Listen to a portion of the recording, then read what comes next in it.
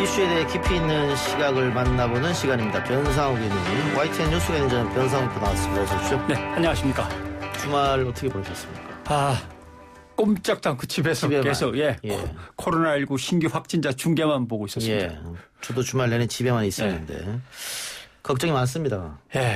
확진세가 너무 다시 커져서. 700대로 내려왔다고는 하는데 일단 시민들이 도와주실 것은 개인 방역 수칙을 철저히 지키고 모임을 안 갖는 것. 그러면서 지금 거의 탈진 상태인 의료진이 잠시 숨을 돌릴 수 있게 어떻게든 여유를 좀 주시는 게 필요한데 아마 다들 협조하셔서 곧 다시 또 뚝뚝 떨어질 거라고 생각합니다. 예. 지난 금요일입니다. 문재인 대통령이 김현미 국토부 장관 그리고 후임으로 내정된 변창흠 LH 사장과 함께 화성 동탄 신도시의 임대주택을 방문했는데 그 자리에서 나온 문 대통령의 발언을 두고 언론, SNS, 정치권이 연일 뜨거웠습니다. 대통령이 하지도 않은 말을 가지고 제목을 뽑던 그 언론들도 많이 있었는데 그렇죠. 하여튼 이게 굉장히 큰 논란이 됐어요. 언론을 이제 몇 가지 유형으로 나뉘어 보면 제일 무책임하게 쓴 것은 야당과 유승민 의원의 비난을 그대로 옮겨가지고 이제 쓴 것들이죠. 다운표를 썼다는 그렇습니다. 거죠. 13평의 4인 가족이 실컷 잘 살겠다고 말도 안 되는 소리 하지 마라 이런 투입니다.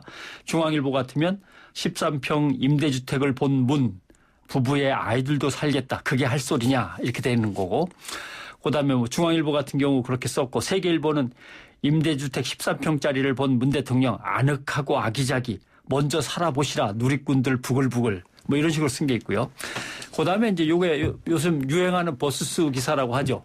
VS를 하고서 계속 양쪽을 갖다 대비시키는 거. 그러니까 유승민 네가 가라 공공임대 VS 박용진 정책 왜곡하지 말라. 유승민 박용진 설전 네가 가라 공공임대 VS 치고 정책 왜곡 설명. 유승민 네가 가라 공공임대 저격의 청 3년 전 공약을 잊어버렸나. 그래도 요건 좀 난 겁니다. 3년 전에 유승민 의원이 사실은 지금 본 거와 똑같은 공약을 했다는 거. 자기가 공약해놓고 왜 이제 와서 딴소리지? 이 정도를 지적하면 그래도 좀 잘 쓴 기사입니다. 유승민 전 의원이 대통령 선거에 나오면서 공공임대 확대 정책을 내놨었죠. 그렇죠. 그때 제시한 것들이 상당히 여러 가지인데 사실 지금 다 정부가 하고 있는 것들입니다.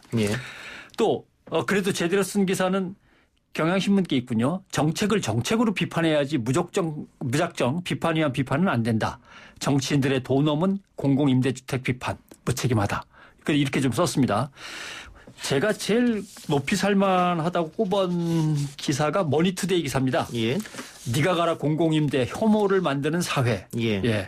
권모 기자가 썼는데 사건이 터지자마자 바로 나온 기사인데도 불구하고 혐오를 만들지 말라라고 분명히 못을 짚어가면서 잘 쓴 기사입니다. 그러니까 대통령은 주거 사다리라는 표현을 썼고 이런 주택에서 꼭 자기가 집을 소유하지 않아도 된다. 이렇게 얘기를 했었는데 지금 우리가 임대주택에 사시는 분들이 전국적으로 한 500만 명 된다고 해요. 150만 가구니까요. 한 500만. 4인 가족이라고 친다면 대충. 그런데 이런 식으로 네가 가라 공공임대 이렇게 하면 거기에 사시는 분들은 뭐가 되느냐 이런 반론이 당연히 나올 수밖에 없는 상황 아니겠어요? 그래서 아마 혐오 만드는 사회라는 기사가 나온 것 같고. 그런데 한겨레는 지난달 중순부터 공공임대 시리즈를 기사로 내고 있습니다. 그 제목을 보면 나에게는 공공임대가 꿈의 주택 함부로 낙인 찍지 말라. 이런 기사가 이미 나간 지가 한참 됐어요. 2주 전이죠. 그러니까 반대로 보면 지금 공공임대에 들어가고 싶어하는 청년이나 젊은 세대가 많은데 많죠.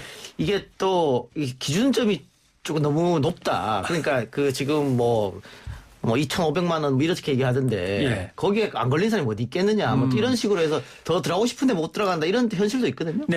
그건 이제 오늘 한국일보가 쓴 기사입니다. 한국일보가 지금 네가 가라 하와이 이런 데다가 신경 쓸 게 아니다. 지금 중요한 것은 들어갈 수 있는데 또는 들어가고 싶은데 못 들어가는 사람들이 여러 가지로 나뉘어져 있기 때문에 그걸 옛날 기준에다 딱 맞춰가지고 누구는 되고 여기서부터는 안 되고 이러지 말고 새로운 기준을 좀 잡아달라. 이게 이제 한국일보 기사고요. 그다음에 한겨레가 계속 주장하는 거는 전세난과 집값 급등의 악순환을 막으려면 공공임대를 지금부터 2배는 늘려야 된다. 그래가지고 해결해버려야 된다. 이걸 이제 한겨레 신문을 계속 주장하고 있죠. 문재인 대통령의 그 발언을 팩트체크를 조금 더 자세히 하면 맨 처음에는 복층 아파트 모델에 한번 들렸다가 그다음에 투룸 모델 아파트를 둘러보는 이제 상황입니다. 예. 방이 2개인데 아이를 크면서 부부가 어떻게 살까 그 숫자에 대해서 이제 LH공사의 변창흠 사장이 설명을 하는 거죠. 대통령과 가, 뭐 이제 이런 식으로 이제 예를 들면 설명을 한 겁니다. 보시는 대로 아이가 어리면 2층 침대를 놓고 책상 2개를 요리조리 바꿔가면서 쓸 수 있습니다. 부부와 아이 둘, 4인 가족도 뭐 살 수가 있긴 합니다. 예. 라고 이제 설명을 하니까 문 대통령이 그러니까 신혼부부가 아이 하나 이렇게 되면 이게 표준이긴 한데 혹시 아이가 둘이면 아이가 아주 어릴 경우에는 한 방에서 키울 수 있겠다 이런 말이 되는군요. 예. 네, 그렇습니다. 까지가 이제 실제 진행된 건데. 그럼 여기서 실제 어떤 대화가 오간지 한번 듣고 들어볼까요? 예. 듣고 와야 되는데 우리 또 제작진이 또 딴짓하고 있었군요. 네. 이해해 주시기 네. 바랍니다. 예. 어쨌든 대통령과 LH공사 사장과 국토부 장관이 이제 함께 집을 둘러보면서 이게 네, 한번 들어보시죠. 방이 적긴 합니다만 애가 둘 있으면 위에 한 명, 밑에 한 명 이렇게 쓸 수가 있고요.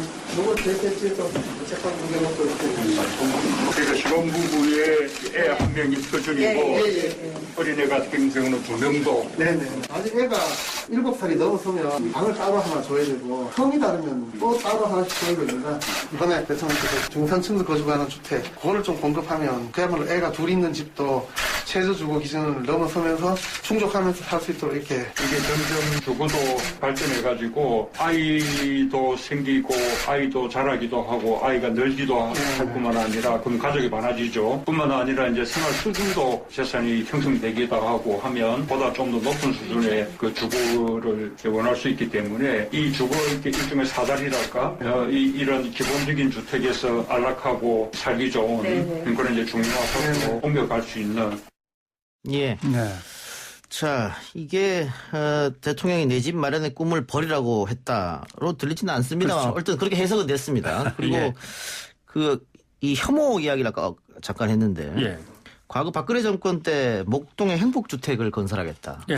근데 거기에 원래 살고 있던 주민들이 엄청 반대를 했거든요. 그렇죠. 그러면서 플랜카드도 걸고 서명도 받고 결국 그게 무산됐습니다. 무산됐습니다. 같이 예. 살지 못하겠다는 거잖아요. 예. 근데 이렇게 혐오가 자꾸 조성이 되면 더더욱 더불어 사는 사회는 안 되는 거 아니겠습니까? 그렇습니다. 그래서 실제로는 우리가 제일 소셜 믹스라는 게 지금 안 되고 있습니다. 소셜 믹스는 뭐냐 하면 아파트 단지를 마련했으면 거기에 조금 돈이 없는 사람들이 한 21평 살기도 하고 25평 살기도 하고 돈이 좀 넉넉하신 분은 50평에 살기도 하는 건데 그것을 공공임대와 일반 민간 분양을 좀 섞어서 그러니까 몇 층부터 몇 층까지는 공공임대고 뭐 5층 이상은 뭐 민간 분양이고 이럴 수도 있으면 되는데 그러면 이제 집값 떨어진다.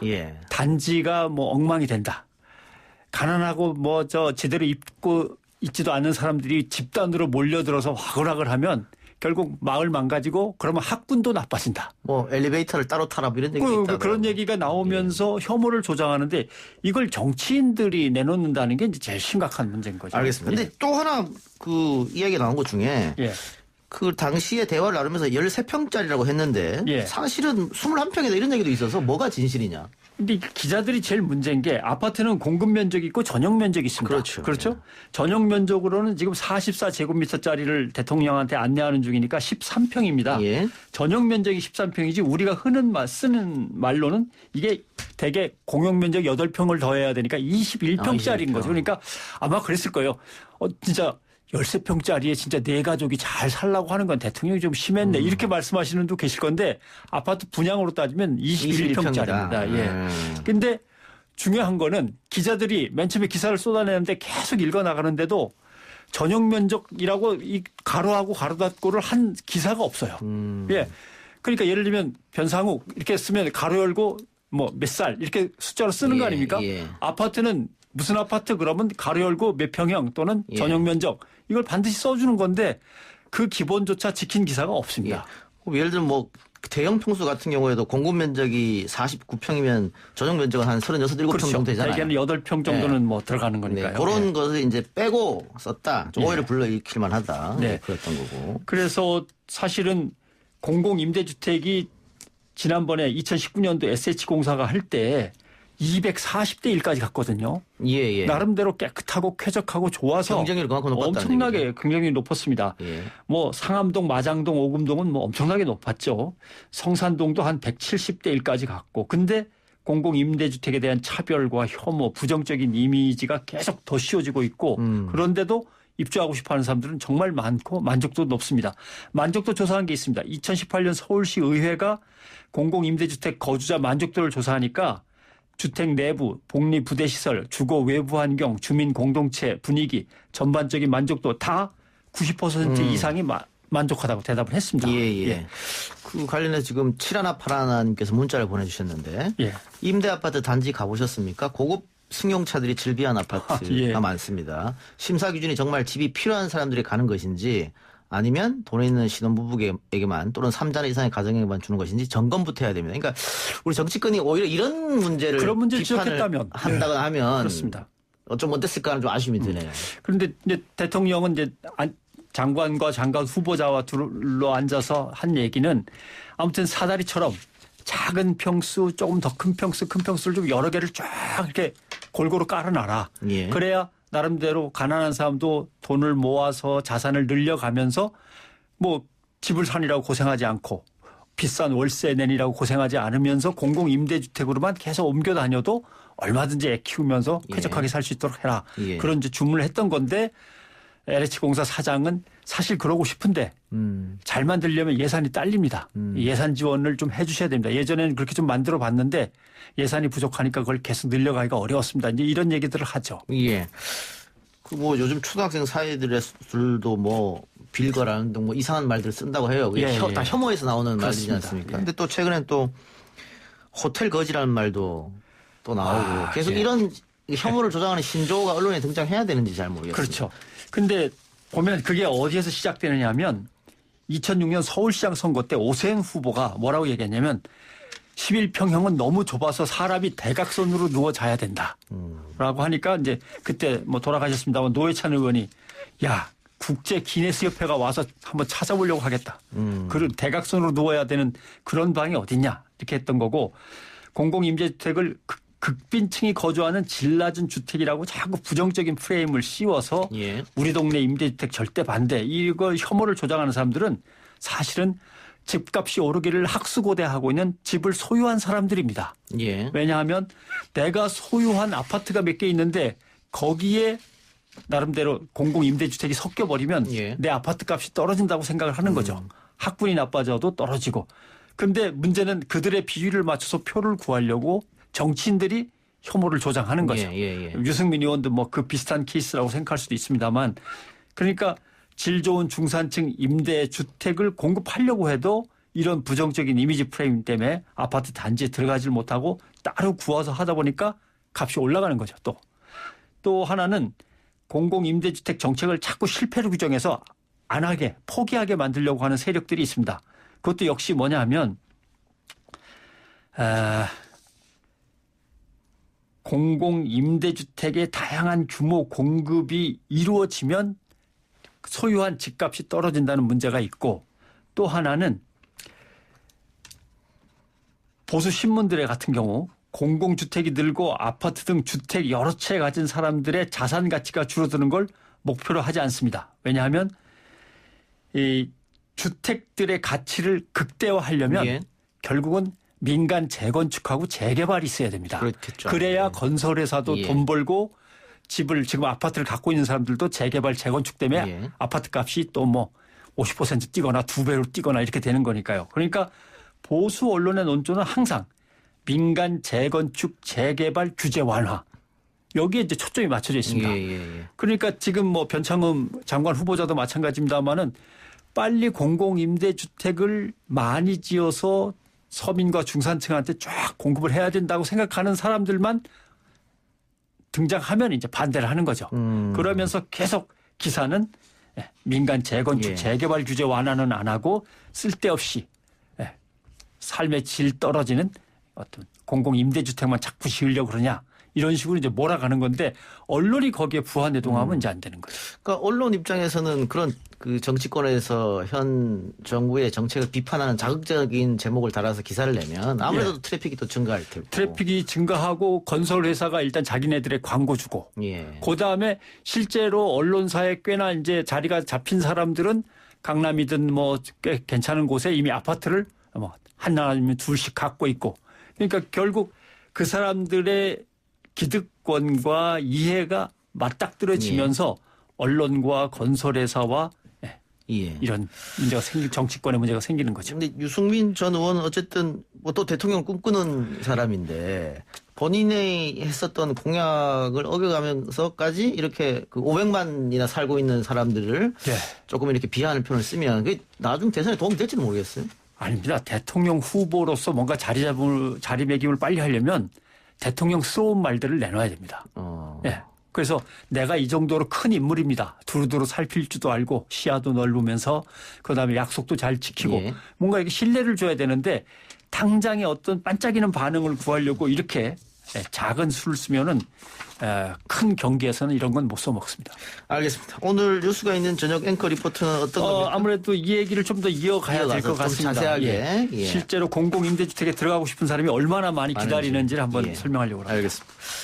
이동의 뉴스 정면수 끝나면은 곧바로 또 뉴스가 있는 저녁이 시작되니까 여러분들 또 시청, 청취 많이 해주시기 바랍니다. 지금까지 변상우 앵커였습니다. 고맙습니다. 고맙습니다.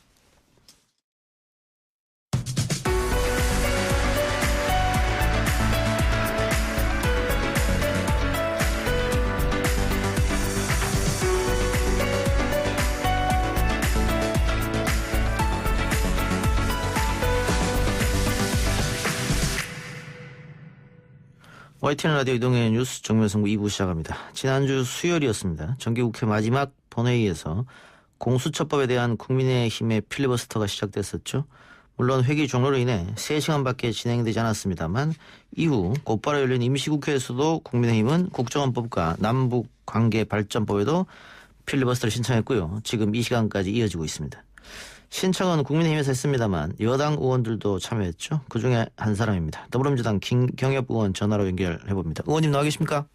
안녕하세요. 김경엽입니다. 자, 이 필리버스터라는 게 합법적 의사 진행 방해인데 여당 의원님이 참여한 이유를 좀 들어볼까요? 지금 이제 필리버스터, 우리나라의 필리버스터는 좀 미국하고는 약간 좀 다르죠. 예. 이제 무제한 토론이라 그래서 찬반 토론을 같이 함께 하는 건데요. 예. 그래서 원래는 사실 이 법안과 관련된 내용이 아니면은 사실 발언을 과거에는 제지했었어요. 예. 그런데 이제 이번에는 그냥 무한정으로 그냥 아무 얘기나 그냥 다 허용을 해주고 있는데. 예. 그래서 예전에 박근혜 정부 때 이제 처음 그때 테러 방지법 때문에 제가 그때 한번 필리버스터에 한번 나섰고요. 예. 그리고 이제 이번에 이제 두 번째로 나섰습니다. 그런데 공교롭게 두 번 다, 저는 이제 국민의 인권보호가 그 주제였는데, 그 당시에는 이제 테러 방지법이 가져오는, 국민 인권을 침해하는 요소에 대한 반대. 예. 그리고 이번에는 이제 국정원법 개혁을 통해서 실질적으로 국민의 인권을 더 확대 발전시켜 나가는 것에 대한 찬성. 예. 이제 이런 의견으로 참여를 하게 됐습니다. 예. 그런데 공수처 개정법이 통과되고 나서 민주당에서 필리버스터를 마음대로 한번 해봐라 야당 이렇게 했다가 지금 입장을 좀 바꾼 이유는 어디 있어요? 원래 그냥 마음대로 해봐라가 아니었고 처음에는 이제 당초에 한 24시간 정도 토론을 보장을 하고 토론을 종결시킨 다음에 의결을 할 계획이었죠. 그런데 이제 야당이 토론 시간을 더 좀 보장을 해달라. 그래가지고 이제 실질적으로 이제 보장을 했는데 실질적으로 이제 한 4일간 토론을 보장을 한 거죠. 그때 이제 국정원 개혁법 관련해서는. 그런데 이제 시간이 지나면서 실제로 이제 야당 의원님들이 관련 법안에 대한 반대나 토론보다는 주제하고 완전히 동떨어진 그냥 독서 경진대회, 책 읽기. 책 읽는 분들 계셨죠. 거기에 나오는 이제 전혀 상관없는 정치 공세, 막말, 이제 이런 게 막 쏟아지기 시작하면서 국민적인 비난이 계속되고요. 한편에서는 사실 코로나가 이제 급격히 좀 심각해지면서 사실 지난 토요일 새벽에 이제 국회 본회의장에도 방역 비상 상황이 발생을 했어요. 그런데 만약에 그때 이 국회의원 중에서 이 확진자가 나왔더라면은 2주간 국회가 봉쇄가 되게 돼 있습니다. 그렇게 되면은 이제 이러한 그 관련된 법안들을 전혀 처리하지 금년에는 처리하지 못하고 해를 넘기게 돼 있거든요. 그런데 이제 이런 상황이 만들어지면서 국회가 언제까지 이렇게 지금 이 심각한 상황에서 무의미한 막말이나 소모적인 정쟁만 할 수 있겠느냐. 지금 빨리 이걸 종결을 하고 이제 지금 이제 재난지원금 지급 시기 문제나 병상 확보 지금 심각하잖아요. 그다음에 진단 검사를 지금 확대하는 문제, 백신이나 치료제 도입하는 문제, 그러니까 이런 것들을 좀 신속하게 좀 대책을 좀 세워 나가자라고 하는 취지에서 지금 이제 종결을 서두르게 된 것입니다. 코로나19 상황도 심각하고 또 뭐 필리버스터를 오래 하다 보니까는 국회의원들의 실언도 좀 문제가 되기도 했고. 전혀 뭐 무관한 내용들만 계속 나와서 뭐 의미도 별로 없고요. 또 혹시나 확진자가 나오면 그 문제도 있고 하니까는. 자, 그러면 앞으로 어떻게 되는 겁니까? 이 강제 종료가 언제 되는 겁니까? 지금 이제 진행하고 있는 게 이번에 지금 3개의 법이 지금 필리버스터가 걸렸잖아요. 그래서 이제 어제까지 이제 2개가 처리됐고 지금 이제 마지막 하나 남북관계 발전법, 대북 전단살포 금지법인데요. 이게 지금 현재 지금 진행 중인데 어제 저녁부터 시작해서 이게 24시간이 지난 아마 오늘 이제 9시 이후에 종결 동의가 들어가게 됩니다. 9시 이후에? 그리고 종결되면은 이 남북관계 발전법에 대한 의결을 하게 돼 있고요. 그렇게 하면 이제 필리버스터는 끝나는 겁니다. 그런데 강제 종결하려면 180석 이상이 동의를 해야 되는 거 아닙니까? 그래도 그래서 지금 어제도 사실 저희도 걱정을 좀 많이 했는데 어제 정의당이 참여를 안 했거든요. 정의당도 이제 정의당은 사실 이제 2가지인데 하나는 그 국정원 개혁법에 찬성한다는 이제 취지는 분명히 있는데 또 하나는 이제 야당의 그 의견을 보장해 달라는 취지 하나하고 또 하나는 지금 현재 중대재해기업 처벌법 이거를 지금 이제 받아달라는 2가지 조건이 있는데요. 이 2가지가 서로 좀 상충돼서 빨리빨리 이제 이러한 법들은 좀 종결을 하고 그다음에 중대재해처벌법 관련된 논의도 들어갔으면 좋겠는데 어제는 그래서 정의당이 이제 참석을 안 해가지고 사실 걱정이 많았죠. 180석 이거 채울 수 있겠냐라고 하는. 근데 정의당 참여 없이도 가능하다 이렇게 판단하신 거 아니겠어요? 여타의 이제 다른 무소속 의원님들하고 여타의 또 이제 야당 다른 야당 의원님들 있지 않습니까? 그리고 이제 뭐 국민의힘당은 다 이제 그 투표를 안 하고 그냥 집단으로 다 퇴장을 했는데요. 사실 그 필리버스터가 진행되면서 국민의힘 그 의원님들 중에서도 힘들다고 빨리 끊으자는 의견들이 많이 있었습니다. 알겠습니다. 자, 그러면 남북관계 발전법 이거 국민의힘에서는 계속해서 반대하고 있던데 이 법안의 공동 발의자로 또 의원님께서 이름 올리셨으니까 이번 남북관계 발전법 개정안의 핵심 내용과 또 필요성에 대해서 좀 말씀해 주시기 바랍니다. 핵심적인 내용은 지금 휴전선, 그 군사분계선 접경 지역에서 대북 전단을 살포하거나 확성기 방송을 하는 것을 금지하는 법인데요. 이러한 행위들을 이제 남북 합의서 위반 행위로 규정을 하고 있고, 단 남북 합의의 효력이 중단된 경우에는 예외로 또 인정을 하고 있습니다. 그래서 단순하게는 이제 과거에 우리가 7.4 공동성명부터 남북 기본 합의서 그리고 지난 18년 그 판문점 선언에 이르기까지 남북 간에 서로 합의된 대북 전단 살포 금지 이런 부분들을 좀 이제 합의된 것들은 좀 제대로 지키자라는 것이고요. 그럼 전단 살포하고 확성기 방송 금지 크게는 이 2가지로 보면 됩니까? 그 크게 2가지입니다. 그런데 그 국민의힘 태영호 의원이 북한의 김여정 노동당 제1부부장이 만들려고 그래서 국회가 만드는 것이다. 김여정의 요구로 만들어진 법안이다. 이렇게 말했습니다. 한마디로 자다가 봉창 뜯는 얘기입니다. 말도 안 되는 소리고요. 과거에 그러면 이명박 박근혜 정부 때도 전단 살포를 금지했잖아요. 그때는 뭐 이명박 정부 때는 그 군대를 동원해가지고 전단 살포를 원천 봉쇄하기도 했고요. 그다음에 박근혜 정부 때는 경찰이 총을 가지고 전단 살포자들을 위협하면서 제지를 했어요. 그럼 그것도 그럼 김여정의 하명에 의해서 한 건가요? 이런 말도 안 되는 얘기가 어디가 있습니까? 그리고 그냥 이건 정말 정치 공세하는 것이고. 그다음에 문제는 이 태영호 의원이 북한 이제 외교관 출신 의원 아닙니까? 그런데 북한의 권력의 핵심부의 사정이나 흐름을 잘 모르더라고요. 이번 총선 전에도 뭐 김정은 위급설, 사망설 이런 거 뭐 제기했지만은 다 허랑이었잖아요. 사실이 아니었고. 그다음에 문제는 우리 대한민국의 헌법이나 그동안에 쭉 남북 간에 해왔던 그 합의서에 대한 내용들도 잘 모르고 하는 주장으로 보입니다. 예. 근데 뭐 태영호 의원뿐만이 아니고 미국 공화당에서도 관련해서 좀 비판이 나왔단 말이죠. 네. 그 공화당에서 하는 비판은 아무래도 정치 이념상 하는 비판이다 이렇게 보시는 겁니까? 어떻게 보세요? 그게 이제 뭐 공화당의 개인 의원 개인의 의견인데요. 이게 보니까 나오는 시기가 그 우리 탈북자 출신 그 지성호 의원님 있지 않습니까? 이분과 면담을 한 후에 입장 발표가 나왔어요. 그래서 이게 뭐 이런 부분들에 대해서 또 미국 연방 의원을 만나서 또 이제 사정을 한 거 아니냐 이렇게 보여지는데.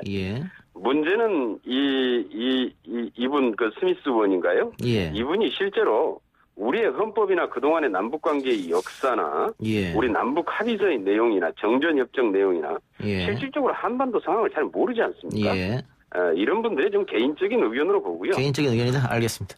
자, 근데 미국의 뭐 정권도 지금 교체됐고 문재인 대통령이 취임하면서 남북관계를 조금 더 발전시키기 위해서 상당한 노력을 했습니다만 뭐 북미 대화도 끊어지고 이 상태에서 지금은 좀 어려운 상태입니다. 이 뭐 남북관계 발전법 이런 여타 법들이 남북관계 대화 복원에 어떤 도움이 좀 될까요?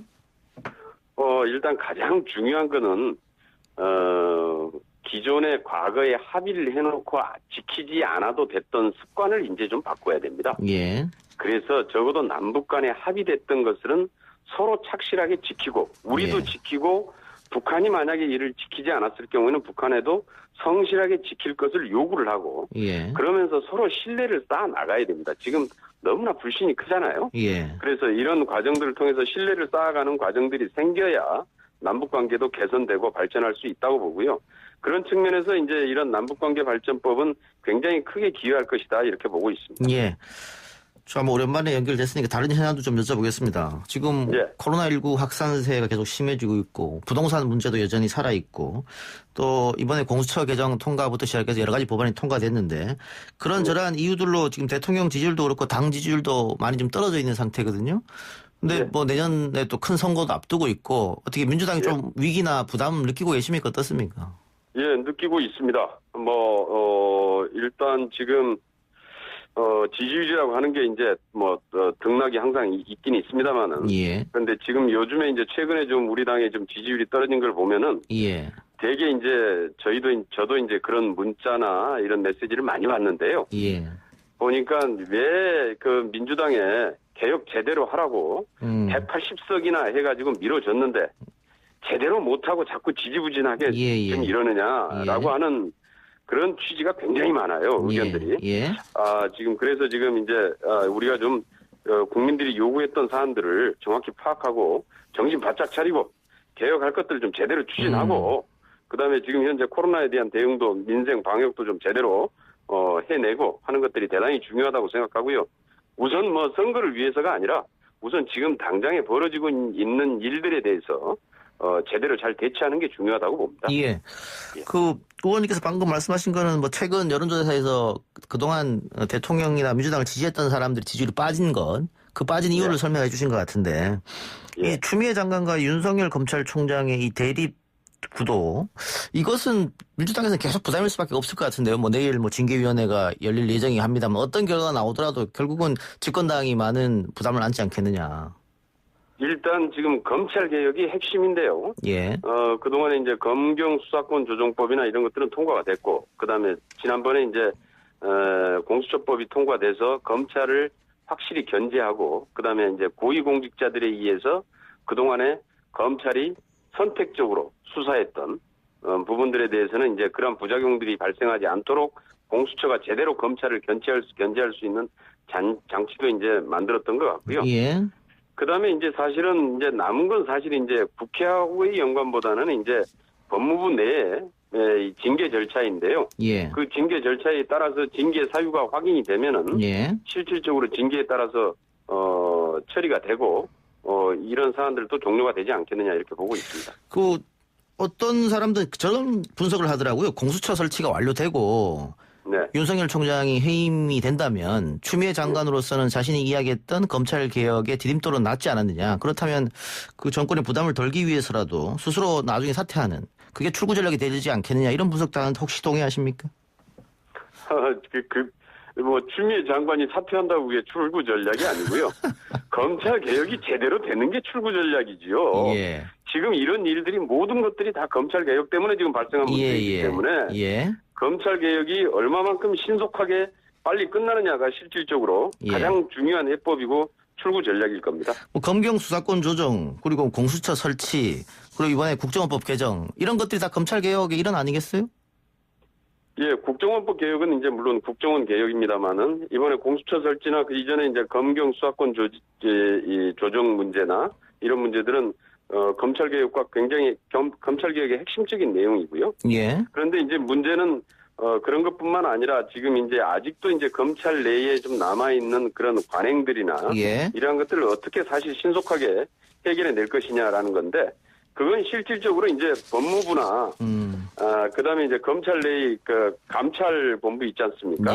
이러한 감찰 기능들이 이제 제 역할들을 해야 된다. 그래서 검찰의 이러한 무소불위의 권력이나 직권남용하는 부분들을 제대로 견제할 수 있어야 검찰도 확실하게 제 자리를 잡게 된다. 이렇게 보고 있습니다. 알겠습니다. 의원님 오늘 인터뷰 고맙습니다. 네, 감사합니다. 지금까지 더불어민주당 김경엽 의원이었습니다.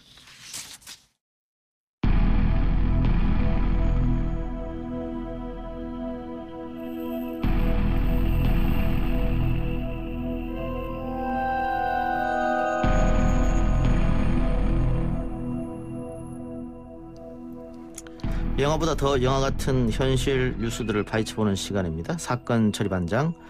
오늘은 배상훈 프로파일러와 전화 연결해봅니다. 교수님 나와 계십니까? 예, 안녕하세요. 배상훈입니다. 예. 자, 오늘 다룰 이야기는 지난번에 하다가 시간이 없어서 못한 이야기입니다. 조두순 이야기인데요. 12일 날 조두순이 출소를 했는데 현장이 굉장히 소란스러웠습니다. 아마 유튜버들이 많이 현장을 방문했던 것 같은데 그 차량 이동을 또 방해하기도 하고 또 집 앞에서 계속해서 고성을 지르기도 하고 그거 어떻게 보셨습니까? 예, 보호관찰소 들어가는 모습 거기서 보고 있는데 사실 그 행동을 볼 때는 눈초리의 지향점을 보는데 전혀 그게 움직이는 모습이 안 보이는 것 같은데 적어도 수동적인 건 아닌 것 같습니다. 이 사람의 지금의 심리 상태가. 그러니까 우리가 좀 더 볼 때는 공격적인 건 아닐지라도 무엇인가 자기가 잘못했다고 하는 정도의 느낌은 아닌 것 같아요. 그냥 평상심 같아요. 그 차량에서 내릴 때 말입니다. 그 카메라 반대쪽으로 그 형사들이 내리라고 한 것 같은데 굳이 카메라 쪽으로 내리더라고요. 그런 것은 어떻게 프로파일로 봤을 때는 어떤 모습이었을까요? 이게 자기 주도성이 가장 중요시하는 사람입니다. 페도필리아라고 해서 아동성 기호증을 가진 사람들은 자기 주도성이 가장 강한 사람들입니다. 그러니까 다른 사람 말 잘 안 듣죠. 그리고 형사가 해도 사실 그것은 자기 행동으로 하는 겁니다. 지금 같은 경우는 자택 앞에 많은 사람들이 지금 모여 있는 상태고 경찰들도 많이 있기 때문에 당분간 집 밖으로 나오진 않을 것 같은데 그 주변에 계신 이웃들이 상당히 또 불안해하실 것 같아요. 네, 그냥 그 자체로 공포죠. 그러니까요. 귀찮은 건 귀찮았다 하더라도 그 일상생활 자체가 차단돼 있으니까 가장 고통받으시는 것 같습니다. 주변 분들이. 근데 그 조금 다른 얘기긴 합니다만 아까 제가 말씀드린 그 유튜버들이 그렇게 몰려서 밤에 소리 지르고 하면 그것 또 다른 그 주민들한테는 피해 아니겠습니까? 어쨌든 이 당시 재판 과정에서 검사도 잘못을 했고 판사도 그런데 어쨌든 형을 다 사는 사람인데 그렇게 하는 게 과연 맞느냐? 이런 얘기가 나오는 것 같아요. 그렇죠. 지금 일단 형기는 다 마쳤습니다. 자기가 치러야 될 것은 어쨌든 다 치른 상태고 그러면 지금 상태에서는 보안 처분이라고 할 수 있는 것을 기다려보는 것이 타당하지 일정의 그 유튜버들이 가서 일정의 관심을 끌기로 하면은 오히려 이 사람한테 가해자의 서사를 부여하는 거거든요. 그러니까 그 사람들이 그러니까 내가 또 다른 범죄를 일으킬 수밖에 없다라고 하는 동기부여를 할 수 있다는 겁니다. 그러니까 더 우려될 만한 거죠. 오히려 그렇게 하면 더 우려되는 상황이 벌어질 수도 있다. 그렇죠. 거기에 핑계를 대니까요. 내가 왜 이렇게 가졌어야 돼라고 해버리니까요. 지금 조두순에 대한 관리는 만일 그 자택 앞이 평온해진다면 어떻게 관리가 되는 겁니까? 지금 당장은 뭐 경찰들이 깔려 있습니다만. 네, 근데 보호관찰관이 1대1로 전담 마크를 한다고 하고 그 앞에 이제 3인 1조로 순찰을 돈다고 하고 지금 걱정되는 거는 지금 법원에 야간 음주라든가 야간 통행에 대한 거를 신청했는데 아직 결과가 안 나왔습니다. 예. 그 결과가 나와야 되는 거니까 그걸 나와 봐야지 최종적인 결과를 알 수 있는데 당장은 안산시에서 하는 것은 무도실무관을 통해서 최소한의 밀착 마크를 통해서 감시하겠다. 그것을 지금 되고 있는 상태입니다. 그 음주 금지라는 건 어떤 겁니까? 뭐 예를 들면 밖에 누구 사람을 만나서 술을 마실 수도 있고 아니면 편의점에 가서 술을 사서 집에서 마실 수도 있잖아요. 그런 그렇죠. 거 다 못하게 한다는 겁니까? 근데 집에서 못 마시게 한다는 건 사실은 현실적이지 않죠. 그렇죠. 거기서 말하는 예. 거는 아마 외출해서 다른 사람과의 음주라든가 아니면 음주한 상태에서 외부로 나가지 못하는 이걸 얘기하는 것 같습니다. 예. 그러니까 외출해서 음주를 한다든가 혹은 야간 통행 금지. 근데 이거는 글쎄 법원에서 받아들이기도 참 애매할 것 같은데요. 관련 법이 마련되어 있지도 않을 거고. 예. 참, 원래대로라면 이것은 지나친 형태의 개인 자유 침해거든요. 예. 근데 법원에서도 지금 이 상황이 매우 엄중하니까 예. 조금 시간을 좀 더 보고 있는 것 같습니다. 예. 1대1로 관리한다. 그거 어떻게 관리하는 겁니까? 그냥 뭐 전자발찌 차고 있는 거 이런 거를 기계로 보는 겁니까? 들여다보는 겁니까? 어떻게 되는 겁니까? 그러니까 지금 말하는 전자발찌로 하는 것은 이제 기계적 관리고 예. 안산시에서 하는 것은 직접적으로 그러니까 법무부하고 보호관찰관이 1대1 하는데 그거를 매일 할 수는 없으니까 예. 일주일에 한 4회 정도로 이제 전화 통화라든가 직접 방문을 통해서 생활 확인을 하는 형태입니다. 보통 같은 경우는 보호관찰관 한 명당 뭐 여러 가지 한 수십 명 정도로 관찰하기 때문에 그렇게 못 하거든요. 예. 그러니까 생활 관리를 하겠다는 뜻입니다. 생활 관리를 하겠다. 알겠습니다. 그런데 뭐 보니까 또 조두순을 능가하는 악질의 아동 성범죄자가 또 출소 예정이더라고요. 예. 이게 제가 말씀하십시오. 제가 일했을 때가 2006년도 그때인데 그때쯤에 이런 범죄자가 많이 생겼습니다. 예. 특히 이제 아동 연쇄 강간범들이라든가 예. 친족, 그러니까 이제 친딸 강간범들 이런 범인들이 많이 수감되었다가 하필 또 2021년에 연달아서 지금 출소하게 예정돼 있습니다. 근데 조두순은 뭐 워낙 관심과 이목이 집중됐기 때문에 이렇게 집중 관리가 되는데 그러면 내년에 출소하는 그 사람들도 다 그렇게 집중 관리를 할 수 있겠느냐? 뭐 이런 얘기도 나오고 있더라고요. 그러니까 지금대로라면 법무부에서 각각을 다 1대1로 전담마크를 해야죠. 그런데 여론이 좀 수그러들면 그렇게 하겠습니까, 법무부가? 그러니까요. 그러니까 유야무야 될 수밖에 없는 상황이다. 그러니까 지금 1대1이라고 하는 거는 사실은 법무부에서 뭔가 근본적인 게 아닌 것 같다. 그렇게 보면 체계적인 형태의 뭐가 나와야 되는데 그건 지금 얘기하고 있지 않는. 그래서 상당히 좀 이상한 상황인 거죠. 예, 알겠습니다. 자, 다음 코너는 미제 사건 처리반인데요. 오늘 살펴볼 사건이 그 신정동 엽기토끼 사건이네요. SBS 그것이 알고 싶다 해서 몇 번 다뤘던 그 사건이죠. 예. 사실 근데 요거는 그것이 알고 싶다라든가 이런 데서 많이 다뤘지만 원래는 저희들이 그러니까 프로파일들 부르기는 신정동 1차, 신정동 2차, 당산동 토끼골 이거 세 개를 합쳐서 이 신정동 사건이라고 하거든요. 근데 그 방송을 보니까는 이게 연쇄로 일어난 사건이다 이렇게 보는 것 같던데?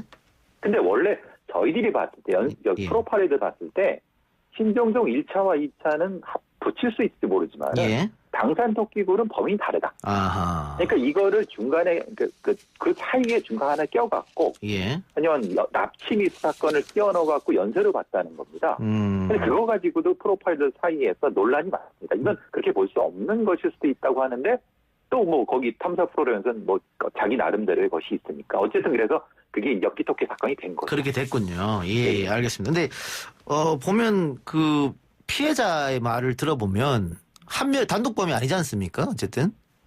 근데 그거는 저겁니다. 그거는 3차. 그건 3차입니까? 조금 다르다. 1차, 2차하고. 납치 미수 사건에 의한 2명인 거고. 신정동 1차와 2차는 저희들이 보기에는 단독범입니다. 단독범이고. 그러니까 토끼굴 사건은 그건 복수의 범인이 맞고 그건 목격자도 있으니까. 그러니까 이게 성격이 연쇄로 갈 수 있느냐. 요것 때문에 사실은 좀 논란이 있습니다. 근데 수사하는 입장에서 이게 1, 2, 3차가 연쇄냐 아니면 각각 따로냐 하는 거는 상당히 중요한 부분 아니에요? 수사 자체가 달라질 텐데 방향이. 그렇죠. 용의군이 다르고 용의 지점이 다르고 그러면은 수사할 방향이 다른 거죠. 그러니까 만약에 단독범이라고 하면은 특정한 성범죄자를 추적해야 되는 거고, 예. 복수범인 같은 경우는 그것보다는 동네 불량자라든가 아니면은 이동하는 범죄자 유형을 찾아야 되거든요. 예. 그러니까 전혀 다른 건데 이걸 붙여버리니까 상당히 그 수사진도 혼란이 온 건 맞습니다. 근데 그렇다고 해서 예. 가능성을 완전히 없을 수는 없은 거죠. 예. 그러면 경찰은 지금 어떻게 수사를 하고 있습니까? 따로 보고 수사를 하고 있습니까? 지금 애매한 상태입니다. 그러니까 원래의 그 수사진에서는 따로 수사를 하고 있었는데 예. 탐사보도 프로그램에서 그걸 제기하니까 그것도 봐야 되는 상황이었던 거죠. 다 오픈해놓고 봐야 되니까. 예. 거기다가 이제 또 제보자가 나타났지 않습니까? 예. 그래서 이제 뭐 2명 2인조가 있다라고 했는데 이미 서울경찰청에서는 그건 이미 확인했던 사항이기 때문에 이런 혼선이 또 생기게 된 거죠. 예. 그런데 그 방송 보면 또 유력한 용의자로 보이는 사람을 취재했던데 그 사람은 그럼 어떻게 된 겁니까? 용의자에서 제외된 겁니까? 예. 그러니까 서울경찰청에서는 아마도 DNA 정보하고 알리바이로 애초부터 이 상황은 용의선에서 제외했습니다. 왜냐하면 DNA 그 정보 보호법이 아니죠. DNA를 확인할 수 있었지 않습니까? 예. 근데 1차 사건과 2차 사건에 다 DNA가 나왔습니다. 근데 이 사람들은 수용자이기 때문에 이미 DNA 프로필이 있죠. 예. 비교만 해보면 간단한 건데 예. 그게 탐사보도 프로그램이 좀 아쉬운 점이 있습니다. 자, 그러면 1차, 2차 DNA가 나왔다고 하면 이 관련해서 전과가 없는 사람일 가능성도 있겠네요? 지금 비교 대조군이 해봤을 때 안 나오니까 DNA가? 그게 이제 전과가 없는 사람일 수 있거나 네. 아예 청소년이거나 아니면 외국인이거나 예. 그래서 가능성은 되게 많은데 초기의 수사 자체가 좀 너무 좁혀져 갔죠. 예. 근데 연쇄살인 사건이 미제가 되는 경우가 종종 그런 경우가 있거든요. 예. 그래서 물론 이제 초기 수사진도 그걸 검토를 했습니다만은 중간에 좀 흩어진 면이 있었습니다. 그러면 DNA를 보관하고 있을 때고 이춘재처럼 언젠가는 또 범인이 나올 수도 있을 가능성도 그건 있겠네요. 예, 충분합니다. 왜냐하면 1차 사건은 여기 타액이 나왔고 또 치열이 나왔습니다. 그리고 2차 사건 같은 경우도 DNA가 나왔고요. 예. 그리고 뒤에 당산 투기골 사건도 분명히 나왔습니다. 예. 목격자의 몽타주 비슷한 것도 나왔기 때문에 사실은 조금만 가면 잡을 수 있을 거라고 했었는데 그냥 미제가 제보됐다. 근데 미제로 분류가 됐긴 합니다만 아직도 수사는 하고 있을 거 아니겠어요? 하고 있습니다. 당연히 하고 있습니다. 왜냐하면 이것은 좀 단서가 필요한 부분이기 때문에 그걸 추적하는데 그것까지는 말씀드리기 어렵고요. 하고 있습니다.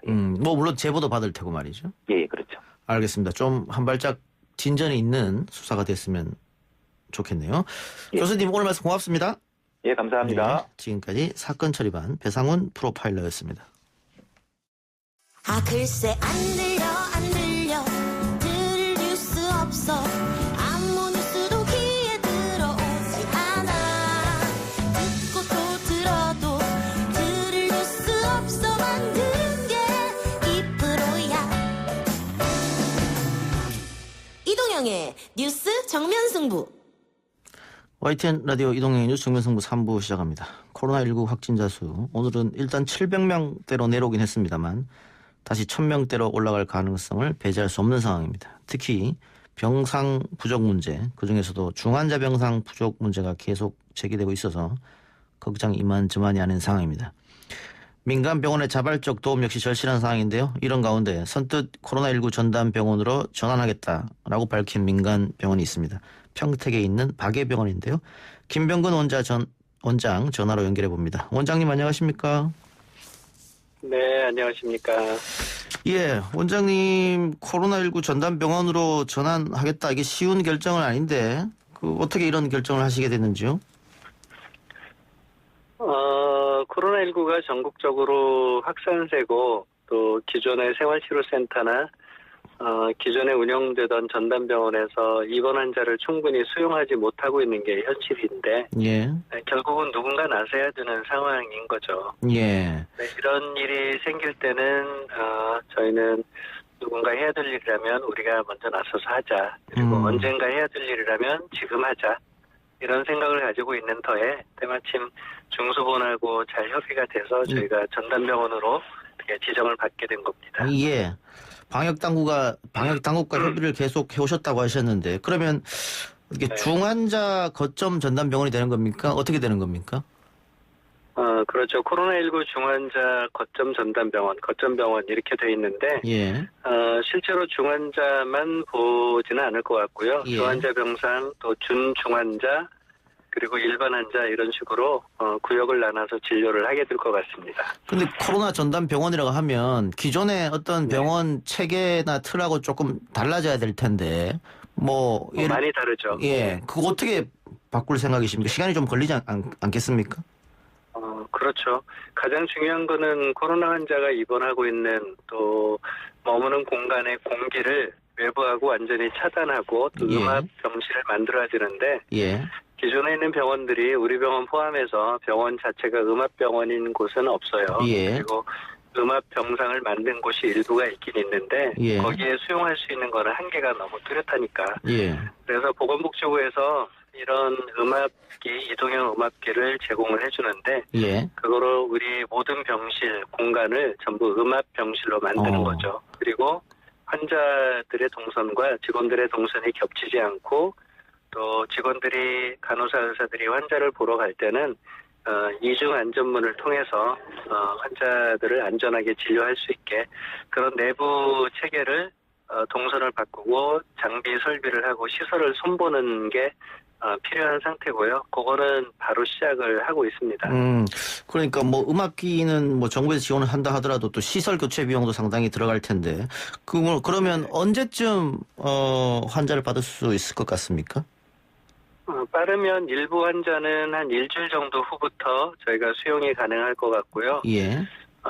공사가 마무리되는 시기는 한 2주 정도 후로 예상을 하고 있습니다. 그렇게 되면은 병원 전체에 코로나 환자들을 받아서 저희가 등급별로 나눠서 환자를 돌볼 수 있을 것 같습니다. 2주 정도.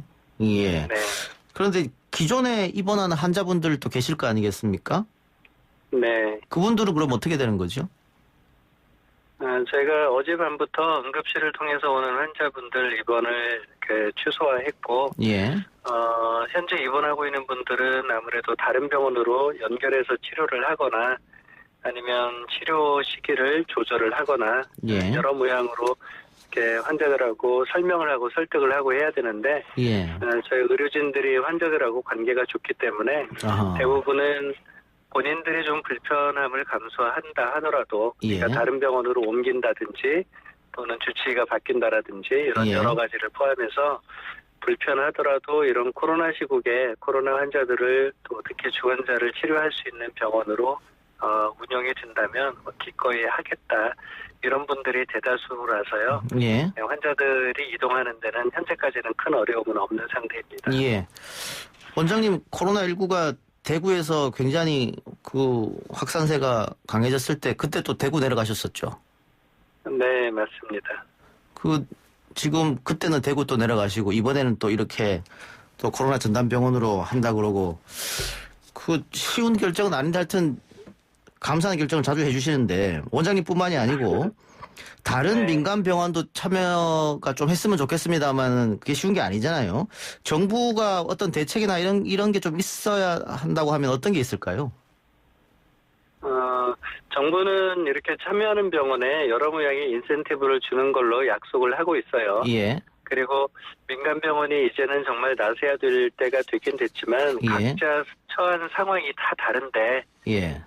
제가 여기서 견해를 말하기에는 이제 주저넘을 수 있는 상황이고요. 예. 대학병원도 중환자실을 빨리 만들어서 돌릴 수 있을 것처럼 우리는 쉽게 보고 있지만 실제로는 3차 병원은 3차 나름대로 고민이 많거든요. 왜냐하면 예를 들어 심장 수술을 한다라든지 아니면 무슨 간 이식을 한다라든지 이런 분들이 굉장히 급한데 그런 분들을 다 놔두고 코로나 환자만 보기도 또 어렵거든요. 그렇겠죠, 그리고 아무래도. 예. 그런 중환 수술을 하고 치료를 받는 그런 분들이 잠시 미뤄도 되는 상태가 아니고 이미 오랫동안 예약을 통해서 준비를 하거나 또 일정을 맞춰 오신 분들이고 예. 기다렸던 분들이기 때문에 또 응급 상황으로서 그렇게 준비되는 분들이기 때문에 이런 분들을 다 마다하고 코로나 환자만을 죄송합니다.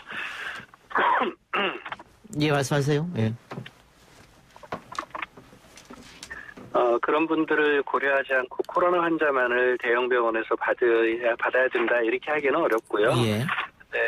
여력이 있고 마음이 가는 그런 곳에서 병원들마다 또 개인들마다 다양한 방법으로 참여할 수 있지 않을까 그렇게 생각이 드는데 저희는 우리가 할 수 있는 수준의 일을 하자라고 해서 논의를 하기 시작했고 또 전담병원으로 지정받아서 이제 본격적으로 뛰어들게 된 거니까 각자 자기의 몫이 또 자기 역할이 있는 것 같습니다. 예. 관련해서 경기도에서는 경기대학교 기숙사를 코로나19 생활치료센터로 하기로 했다고 하던데 그 좋은 아이디어라고 생각은 듭니다만 의료진 수급은 또 어떻게 해야 되냐 이런 걱정도 좀 들거든요. 어떻게 보세요? 네. 정부에서 나서서 의료진 수급을 열심히 하고 있고 또 병협이나 의협에서도 수급을 하고 있는데 실제로 쉽지 않은 게 현실이고요. 네, 그 이유는 여러 가지가 있어요. 지금 코로나가 장기화되니까 대규모 병원들에서는 집중적인 치료가 필요한 환자들이 그동안 적체돼 있던 거죠. 이런 분들이 계속해서 발생을 하기 때문에 그분들을 또 나몰라라 할 수가 없거든요. 의료진들이 그런 의료의 본질적인 부분들을 다 감당해야 되는 데다가 지금은 감염병이 새로 확산되는 상황이기 때문에 이 부분도 해야 되고 그래서 여러 모양으로 의료진들의 손길이 필요한 게 이렇게 중복되고 누적돼서 생기는 문제가 아닌가 그렇게 보고 있습니다. 뭐 최근에 3차 유행되고 있기 때문에 새롭게 간호사들을 모집했는데 하루 만에 603명이 지원했다. 뭐 이런 소문난 소식도 들리긴 했습니다만 원장님께서 대구 내려가셨을 때도 많이 봤겠지만 이 의료진들의 피로감도 상당하지 않습니까? 벌써 1년째 지금 이러고 있기 때문에. 그렇죠. 이 피로감은 또 어떻게 해소해야 될지 그것도 걱정이 좀 됩니다. 네네. 그렇습니다. 네, 많이 좀 힘 좀 내주시길 부탁드리고 마지막으로요. 혹시 의료진이나 또 정부 방역 당국에 하고 싶은 이야기나 국민들이 하고 싶은 이야기 있으면 하시기 바랍니다. 편안하게. 제가 그런 부분까지 얘기하기는 적절하지는 않은데요. 아까 말씀드렸다시피 의료인들은 자기가 할 수 있는 일들을 찾아서 그리고 아무래도 사회적인 그런 부름도 있고 요청도 있고 이런 부분에 대해서 스스로 판단해서 규모에 맞게 또 자기 역량에 맞게 각기 다양한 방법으로 참여하고 굳이 의료인들의 문제만은 아니거든요. 일반 국민들이나 의료인이 아니더라도 협력할 수 있는 많은 그런 요소들이 있어요. 그런 것들을 단지 의사들, 간호사들의 문제로만 끝내지 말고 또 서로 도움을 주고받으면서 대구 사태가 생길 때 그렇게 했잖아요.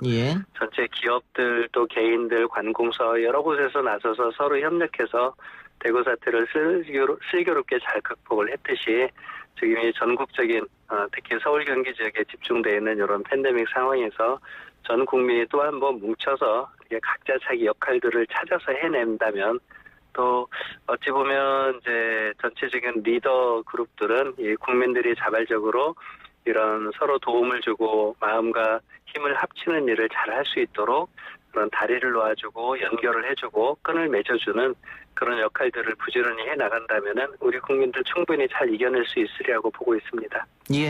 원장님 여러모로 고맙습니다. 네네 고맙습니다. 지금까지 평택 박예병원 김병근 원장이었습니다.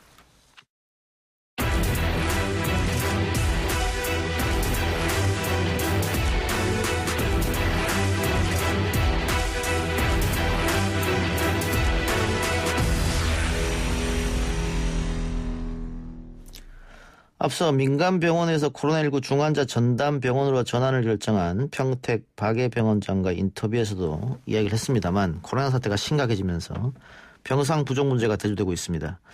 그런데 병상이 부족하다는 건 핑계일 뿐이다라는 비판의 목소리를 낸 분이 있죠. 서울대 의대 김윤 교수인데요. 어떤 이야기인지 전화로 확인해 보겠습니다. 교수님 나와 계십니까? 네, 안녕하십니까? 네, 안녕하십니까? 자, 하루 신규 확진자가 1000명을 넘겼다가 오늘 700명대로 내려오게 됐습니다만 다시 1500명 이상 갈 것이다 이런 예측도 나오고 있는 상황인데요. 네. 가장 문제되는 건 병상이다. 특히 수도권 병상 부족 현상이 실제로 나타나고 있다. 이런 얘기가 많습니다. 어떻게 보고 계십니까? 네, 정부는 이제 병상이 부족하지만 여유 병상이 하루에 20개, 30개 이렇게 있다고 얘기를 하는데 실제로 현장에서는 병상이 없어서 입원을 못하는 환자가 뭐 500명을 넘었다고 하고요. 일부 그 중환자는 이제 치료가 지연이 돼서 늦게 입원한 다음에 상태가 나빠져서 사망한 사례도 있다고 보고가 되고 있습니다. 그래서 정부가 그 여유분 병상이라고 하는 거는 일종의 장부상의 병상이고 실제는 이미 현장에서는 수도권 현장에서는 병상이 거의 없는 상황이라고 보시면 될 것 같습니다. 그럼 상식적으로 하루에 뭐 500명, 700명, 1000명씩 확진자가 나오는데 뭐 너무나 당연한 얘기 같은데 보건소에다가 연락해도 기다려라. 병상이 나오면 연락해 주겠다. 뭐 이런다고 하는 거 아니겠습니까? 네. 그런데 이제 말씀하십시오.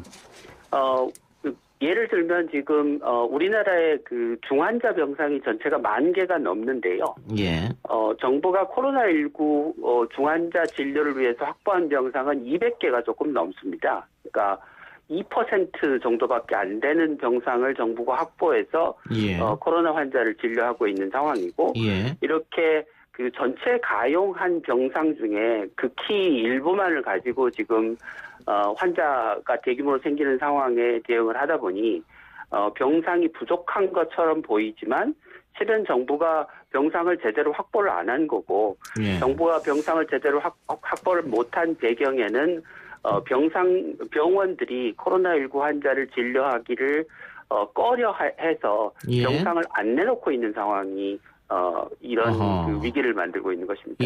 그러면 지금 무슨 뭐 대기업에서도 자신들의 연수원을 제공하겠다고 하고 뭐 대학교 기숙사도 나오고 있는데 생활치료센터 같은 게 부족한 겁니까? 아니면 중증 환자 병상이 지금 심각하게 부족한 겁니까? 다 부족하긴 하지만 그 환자의 생명을 구하고 사망률을 낮춰야 된다고 하는 측면에서 보면 그 중환자 병상을 확보하는 게 가장 시급한 문제입니다. 그러면 뭐 서울시에서 한다고 하는 뭐 작은 병상, 컨테이너 병상 이런 것들은 도움이 별로 안 되겠네요. 도움이 전혀 안 되는 건 아니지만 중환자용 병상이 아니기 때문에 사람이 죽고 사는 문제를 해결해 주지는 않습니다. 그러면 계속해서 이렇게 확진자가 많이 나오면 그 사이에 중증 환자도 나올 거 아닙니까? 연세가 있는 분들도 많이 계실 테니까. 네, 점점 늘어나고 있습니다. 점점 늘어나고 있는 것이죠. 자, 그런데 그 교수님께서 칼럼을 통해서 코로나 치료 병상이 부족하다는 건 거짓이다. 그건 아까 언급하셨던 그런 의미입니까? 네, 그런 의미입니다. 그러니까 우리가 쓸 수 있는 병상 자원은 상당수가 있는데 뭐 중환자 병상 10,000개, 큰 종합병원에 그냥 입원 병상만 해도 한 10만 개쯤이 있는데 그중에 정부가 확보한 병상은 중환자 병상 뭐 한 200개, 환자 입원 병상 한 1,500개 뭐 해서 다 한 1-2%, 2-3% 정도의 전체 병상만을 지금 정부가 확보하고 있기 때문에 그로 인해서 생기는 위기이지 절대적으로 자원이 부족해서 병상이 부족해서 생기는 위기가 아니라는 뜻입니다. 그러면 어떻게 하면 이게 강제성을 띌 수 있는 것도 아니지 않습니까? 사실 그 감염병 예방법에 코로나19와 같은 재난 상황에서는 보건복지부 장관이나 시도지사가 필요한 경우 병상이나 인력이나 물자를 동원할 수 있도록 되어 있습니다. 가능은 하다 이 말씀이네요. 네, 그렇습니다. 그리고 그 병원들을 움직일 수 있는 또는 동기를 부여할 수 있는 다양한 정책적 수단, 예를 들면 상급 종합병원 지정 제도랄지 정부가 큰 종합병원에 주는 인센티브로 그 의료 질평가 지원금이라고 하는 돈이 한 연간 7천억 정도가 지급이 되는데요. 뭐 이런 것들에 그 얼마나 병원들이 코로나 환자를 적극적으로 진료하느냐를 반영해서 평가하면 저는 병원들이 충분히 코로나 환자 진료에 적극 참여할 거라고 생각합니다. 그런데 정부가 이런 정책적 수단을 사용할 생각을 전혀 안 하고 있고 계속해서 공공병원만 동원해서 환자를 보려고 하고 있고 또 그런데 공공병원 문제는 뭐냐면 공공병원들은 대부분 규모가 작은 병원들이어서 중환자를 보는데 한계가 있을 수밖에 없습니다. 앞서 그 인터뷰하신 그 박예병원도 사실은 규모가 작은 종합병원이라 그 거점 병원으로 이제 참여해 주신 건 대단히 고마운 일이긴 하나 그 역시 중환자 진료에는 큰 도움은 되지 않을 겁니다. 그런데 어제 정부가 병상 공급 계획을 발표했는데 지금 그 교수님이 말씀하신 그런 것들은 빠져 있거든요.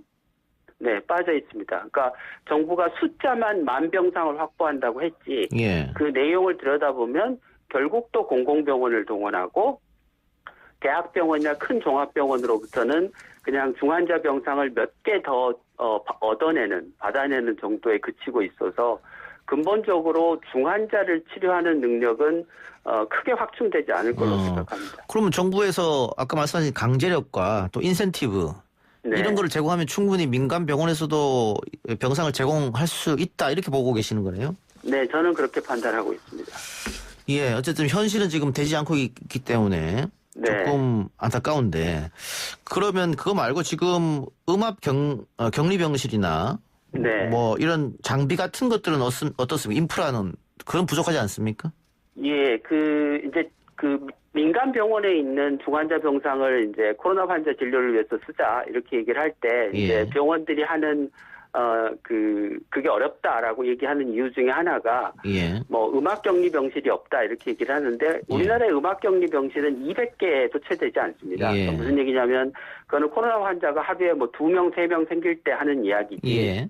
지금처럼 수백 명에서 1,000명씩 생기는 경우에서는 이 음압격리병실이 아니고 중환자실을 병동 단위로 동원해서 사용해야 됩니다. 예. 그러니까 중환자실 한 병동이 보통 한 10병상 내외로 구성이 되어 있는데요. 예. 그 병동 전체를 코로나 환자 전용 병동으로 전환하면 그 병동 자체가 음압격리병실 역할을 하게 됩니다.